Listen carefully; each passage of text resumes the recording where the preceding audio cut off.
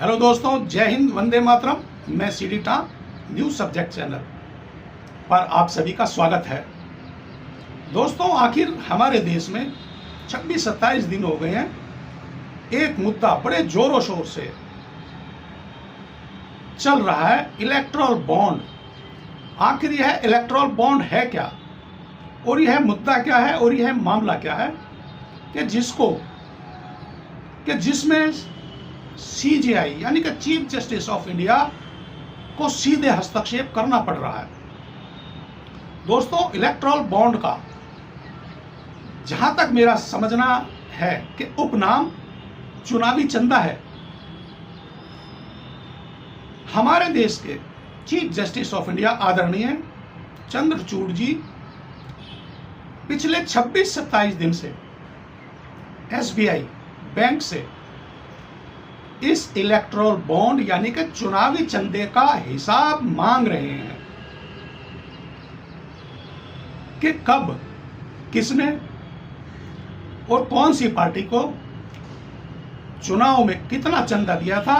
SBI bank यानी कि state bank of India supreme court को इसका जवाब यानी कि पूरा खाका यानी कि पूरा ब्यौरा सुप्रीम कोर्ट को दे। मगर कल जब 26 दिन बीत जाने के बाद भी एसबीआई ने सुप्रीम कोर्ट में चुनावी चंदे की पूर्णतः जानकारी नहीं दी, तो कल हमारे सीजेआई चंद्रचूड़ जी ने इस पर एक्शन लिया और कल की सुनवाई में आदरणीय चंद्रचूड़ जी ने जब एसबीआई ने कोई आनन फानन जवाब दिया होगा, तो आदरणीय चंद्रचूड़ जी को यह कहना पड़ा कि पहले आप 26 दिन का जवाब दें कि आखिर आपने 26 दिन में क्या किया है। माफ कीजिएगा दोस्तों, क्योंकि एसबीआई बैंक ने आदरणीय सुप्रीम कोर्ट से 2-3 महीने का समय मांगा था, मगर जब कल की सुनवाई में भी एसबीआई ने कोई संतोषजनक जवाब नहीं दिया सुप्रीम कोर्ट को, तो सीजेआई साहब ने पूछा कि आगे समय देने का सवाल ही नहीं उठता है, सबसे पहले आप यह बताएं कि आपने 26 दिन में क्या किया है, आप वह बताएं। चुनावी चंदे की जानकारी के लिए सीजेआई ने एसबीआई को लगाई फटकार, पैसे देने वालों के नाम कल तक दो वरना अंजाम भुगतना पड़ेगा। आखिर यह सीजेआई को क्यों कहना पड़ा एसबीआई बैंक के लिए? इसलिए कहना पड़ा क्योंकि अब जब आज हमारा भारत देश इतना विकसित है, डिजिटल है, शाइनिंग है, कंप्यूटराइज है, सिर्फ एक क्लिक दबाने भर की बात है और पूरी जानकारी उपलब्ध हो सकती है, उपलब्ध कराई जा सकती है। मगर न जाने क्यों,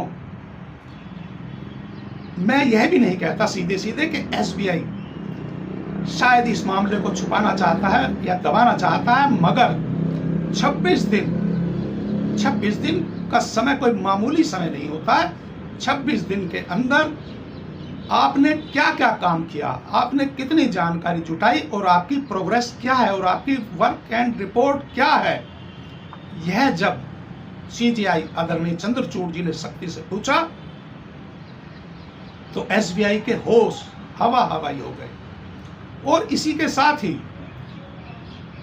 कल यानी कि 11 तारीख की सुनवाई में जब सीजेआई ने कहा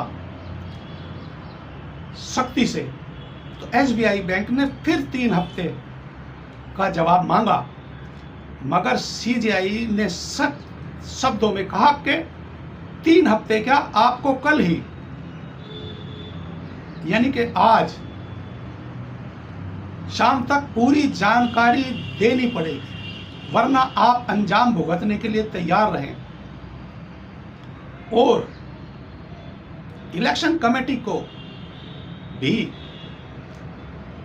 15 मार्च तक का समय दे दिया है कि इलेक्शन कमेटी भी 15 मार्च तक इलेक्टोरल बॉन्ड यानी कि चुनावी चंदे की जानकारी सार्वजनिक करे। अब दोस्तों, क्या इससे यह इशारा नहीं होता कि 26 दिन में वर्क एंड रिपोर्ट, ये आपने क्या तैयारी की है? जब एसबीआई बैंक यह भी नहीं बता पाया कल सुप्रीम कोर्ट में सुनवाई के दौरान, तो कहीं ऐसा तो नहीं है कि कहीं एसबीआई इस रिपोर्ट को छुपाना चाहता है, दबाना चाहता है? जब इलेक्टोरल बॉन्ड यानी कि चुनावी चंदे की जानकारी मांगी जा रही है, वो भी आदरणीय सुप्रीम कोर्ट मांग रहा है, तो क्यों नहीं दे रहा है एसबीआई बैंक? भाई, जिस भी पार्टी को जिसने भी जिस भी तरीके से जितना भी चंदा दिया, एसबीआई बैंक को वह आदरणीय सुप्रीम कोर्ट को देनी चाहिए वह जानकारी, और तुरंत देनी चाहिए। इसमें आखिर यह तो खुलासा हो कि कब कब और किस किस पार्टी को किस किस ने कितना कितना चंदा दिया। जब आदरणीय सुप्रीम कोर्ट यह जानकारी मांग रहा है और जानना चाहता है और उसको सार्वजनिक करना चाहता है, जहां तक मेरा अपना सोचना और समझना है कि यह एक बहुत ही अच्छा और सार्वजनिक कदम है।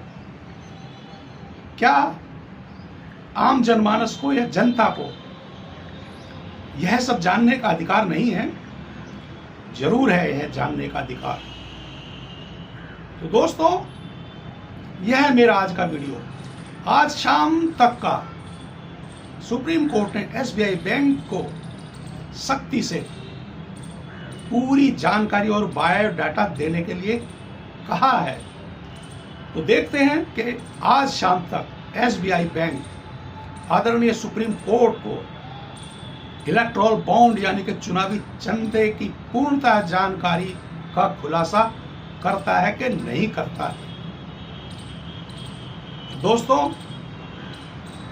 आप लोग इस मामले में अपनी राय, अपने सुझाव कमेंट के रूप में मेरे साथ साझा जरूर करें।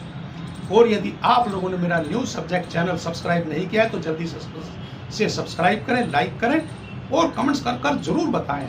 और अंत में एक बार फिर सभी दोस्तों को जय हिंद, वंदे मातरम। मैं CD talk news subject channel.